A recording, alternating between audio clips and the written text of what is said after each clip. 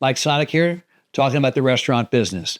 Actually, I'm talking about the dental business because my dental practice is very much like a restaurant.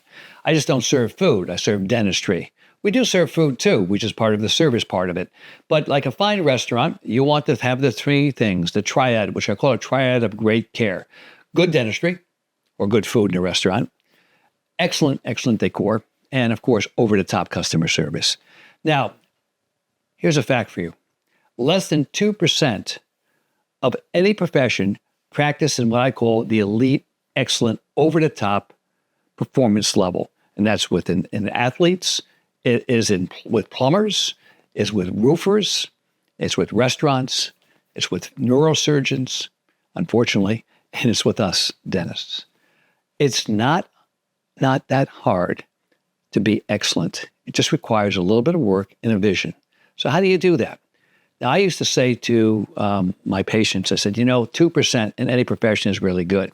The longer I practice and the more that I become really critical at looking at things, I don't think it's 2%. I think it's 0.2%. I said that to one of my patients, Sally. She was a brilliant woman in her field. She's a Yale professor. She's at the Harvard a Nobel laureate level. And I asked her once, I said, Sally, you are at the top of your field. She's an expert in dyslexia. She's the world's authority in dyslexia. And I said to Sally, I said, you got to be in that 2% to be at the top, don't you think? And she says, 2%? I think it's 0.2%. So that's where that 0.2% comes from, Sally. And the more I think about it, I think she's right. And here's the good news. If you want to work really hard and to get to an excellent level, you're not going to have any competition. The best athletes in the world are talented, but they're really elite athletes, not only talented, but they work harder than anybody else. If you look at the people in basketball like LeBron James or Michael Jordan, yeah, they were really talented, but they kept their bodies in phenomenal shape. LeBron James is 39 years old and still practicing at an elite level because he gets to the gym early, he eats the right foods, he keeps himself in tip-top shape, and he motivates himself. He doesn't make too many mistakes. So when dentists complain to me that they can't get there or they don't have the great team, I say, are you doing everything that you could to get there? Because it is hard work to get there. It's very simple. It's like when people say they have a hard time losing weight. I tried everything. Have you tried not eating? Okay? Because if you don't eat, you're going to lose weight. And it's not easy not to eat if you love to eat. I love to eat. It's hard to stay in really good shape.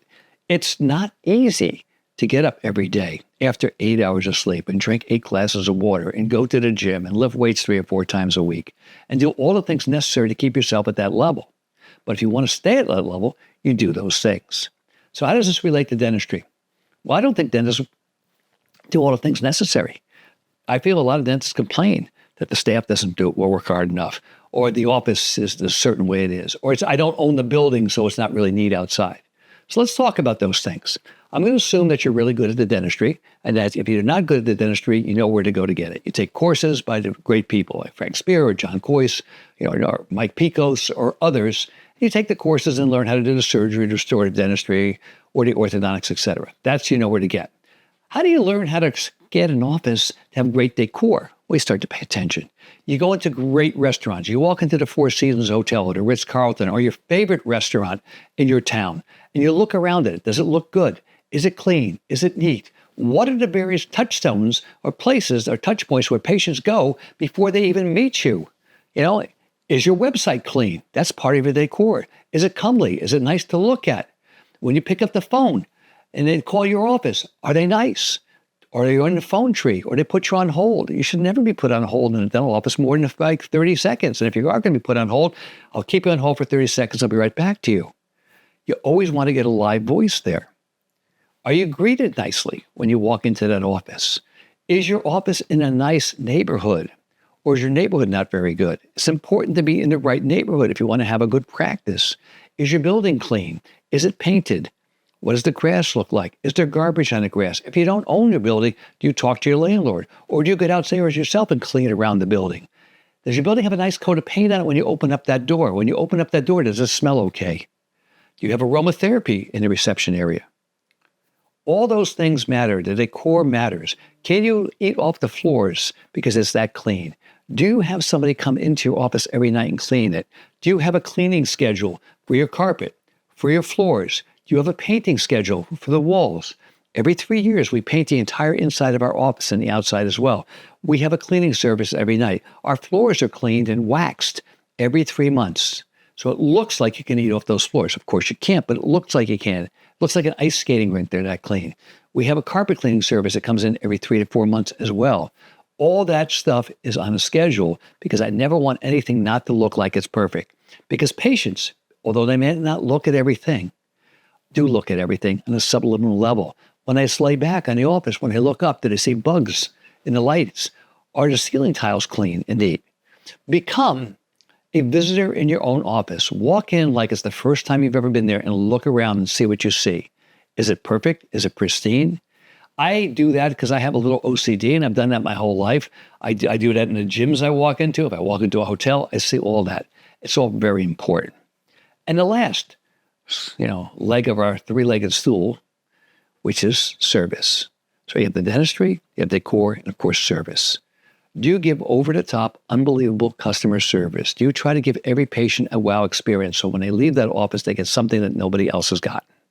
I got a beautiful letter this week from a patient named Patty.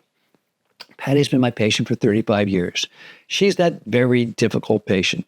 Before I treated her, she used to fax me because she worked for a town hall and there was fax machines 35 years ago. She used to send me a fax with 10 questions. I'd answer them, and she sent another fax with another 10 questions. And this went on and on for about a year before I treated her. She was actually my first sinus graft patient about almost 40 years ago. And I looked at these letters that she used to send me, and I knew she was very, very nervous. She wanted to be reassured. And I said, let me reassure her, make her feel comfortable. That's what I'm there for. So I gave her phenomenally good service before I even treated her as a patient. And then we did the grafting and we did implants, and she now has a full implant reconstruction. And she's been my patient coming in every 3 months for the last 35 years. And she's demanding. But we get along well. I got a letter from her about 5 days ago about Ashley. Ashley B., my hygienist. And Ashley's been with me for about 4 or 5 years as a hygienist, and before that she was a dental assistant. And Ashley works really hard to do a great job. She's very, very compulsive about doing everything perfectly. She doesn't like to make mistakes. And what Patty wrote to me is the following. Because, Dr. Sonic, I just want to tell you that I had an unbelievable experience with Ashley this week. I've never had a hygienist clean my teeth that well. But more, I want to thank you for being such a good employer that you hire only the best. That meant so much to me. And Ashley doesn't know it yet, but tomorrow I'm sending out a letter to the entire team, all 25 of us, with the letter from Patty telling Ashley how great she is, because she is great. And that means so much to that patient. It made her feel safe. It made her feel comfortable. And she's someone who is demanding. She's like the Alex Ahente of dental patients.